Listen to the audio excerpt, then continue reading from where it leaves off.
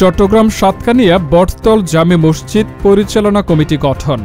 সাতকানিয়া প্রতিনিধির তথ্যচিত্রে দেখুন বিস্তারিত। চট্টগ্রাম সাতকানিয়া গোয়াচর পাড়ার বটতল জামে মসজিদ পরিচালনা কমিটি গঠন করা হয়েছে। গত শনিবার এলাকাবাসীর সিদ্ধান্তক্রমে এই কমিটি গঠন করা হয়।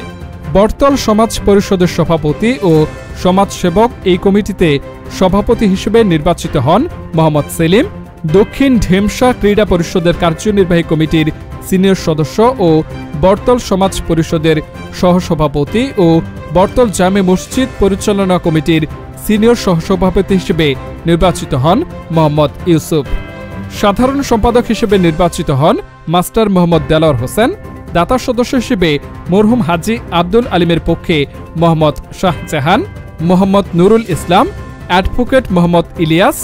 উপদেষ্টা হিসেবে নির্বাচিত হন নূর মোহাম্মদ, এম.এ. করিম, জসিমউদ্দিন, আবুল কাশেম চৌধুরী, আঙ্গা মিয়া, নুরুল ইসলাম, মোহাম্মদ সিরাজ আহমদ খলিল। সহসভাপতি হিসেবে নির্বাচিত হন মোহাম্মদ নাজিম উদ্দিন এবং আরও বিভিন্ন পদে এলাকার গণ্যমান্য ব্যক্তিগণ নির্বাচিত হন এবং সকলকে এলাকাবাসীর পক্ষ থেকে অভিনন্দন ও শুভেচ্ছা জানাই এবং আগামীতে এই মসজিদ পরিচালনা কমিটির জন্য নির্বাচিতরা সবাই সুন্দরভাবে পরিচালনা করার অঙ্গীকার করেন।